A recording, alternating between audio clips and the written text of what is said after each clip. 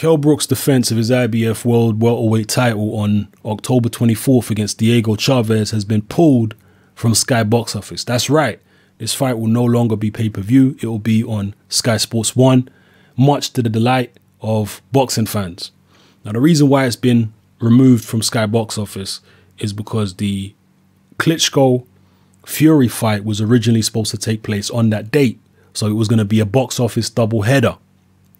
But now that the Klitschko Fury fight has been rescheduled for November 28th, I guess Sky and Eddie Hearn have decided that Brook Chavez alone is not strong enough to warrant pay-per-view status. That maybe they feel that it just won't sell well enough to be able to justify the pay-per-view model in that particular instance. But interestingly enough, in an interview with IFL TV, Eddie Hearn has come out and said that he'll still be paying Kell Brook and Diego Chavez the exact same amount of money for this fight that he was going to pay them if the fight was on box office, which really makes you wonder about this whole box office model, because Eddie Hearn's always telling us that fights like, involving people like Kell Brook cannot be made unless they're box office. This is what this guy's always telling us. But yet here we have a situation where he has managed to do it without box office. So in the interview, Eddie Hearn seems to suggest, okay, he's not very clear about it. He's a bit cryptic when he's talking about it, but he seems to suggest that they're going to take money maybe from the Klitschko Fury fight, which obviously happens after the Brook Chavez fight. But they're going to take money from that and use that to pay Brook and Diego Chavez. So maybe, or maybe he's just totally bullshitting, who knows? Drop your comments below and let me know your opinion on that particular situation. Do you think this box office thing is just a complete scam and that he can afford to pay, fighters just as well without box office as he can with box office? Or, let me know how you feel about that. Now, another thing that was raised is the fact that the December 12th card involving Anthony Joshua fighting Dillian Whyte was apparently originally planned to be pay-per-view. All right? Because you were going to have Klitschko Fury plus Brook Chavez on October 24th, and then December 12th, and that was going to be pay-per-view. And then December 12th, you're going to have the pay-per-view with Anthony Joshua, Dillian Whyte. And on the undercard, apparently we're going to have Chris Eubank Jr. versus Spike O'Sullivan and a few other fights on there. So those were the two pay-per-views that Sky was planning. And now that the October 24th card is no longer pay-per-view, now we're going to have November 28th pay-per-view. Okay, so can Eddie Hearn and Sky Sports really have a November 28th pay-per-view and still have a December 12th pay-per-view? Because there's only 2 weeks between them. 2 pay-per-views in 2 weeks. That's going to be difficult to sell to the public. And they did something similar, actually.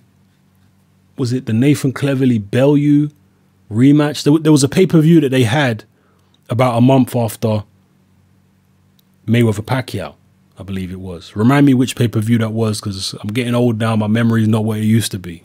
But that was within a month. 2 pay-per-views in a month. This right here would be 2 pay-per-views within 2 weeks.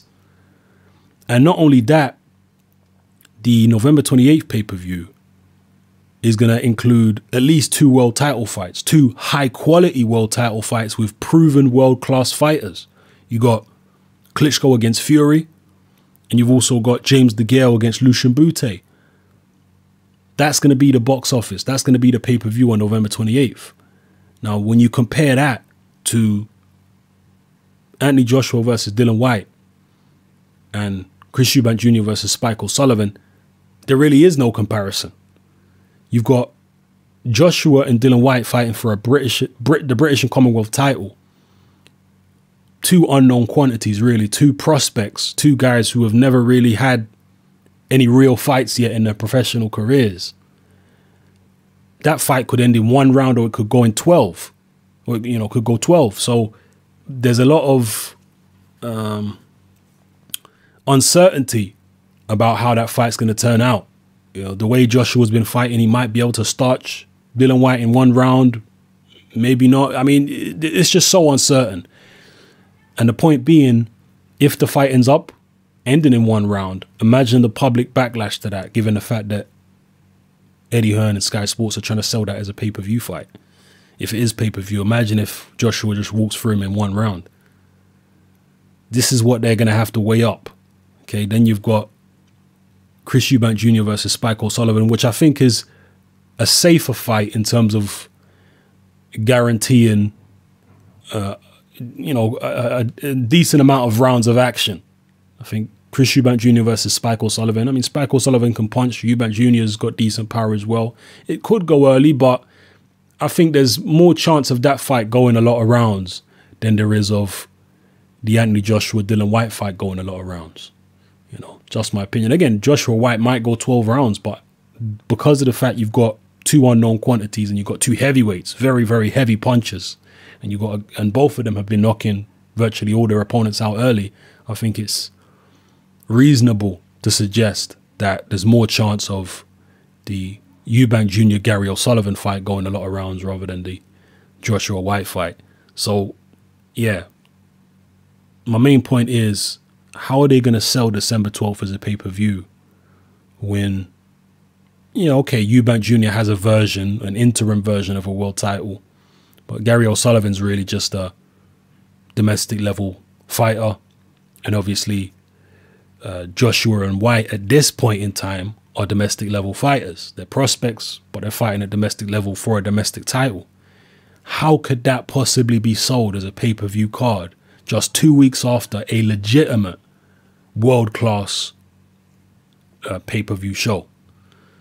This is the questions that you're going to have to ask yourselves, and this is the question that Sky Sports and Eddie Hearn are going to have to ask themselves. So drop your comments below, people. What do you think is going to happen? I've seen some people suggest that maybe Sky Sports will offer a buy one, get one half price deal where you can pay for Klitschko Fury and then you'll get the December 12th card at half price. That might be workable. I don't know. It's difficult. And me personally, I think they should scrap. Obviously, I think they should scrap the pay-per-view on December 12th because making a British title fight pay-per-view is just scandalous in my opinion. Totally scandalous. And it really hurts boxing when they're trying to bring pay-per-view down to even domestic level fights. That's shocking, people. That is shocking. And I've been one of the big defenders of Eddie Hearn over the years. I think Eddie Hearn has done a lot of good for British boxing.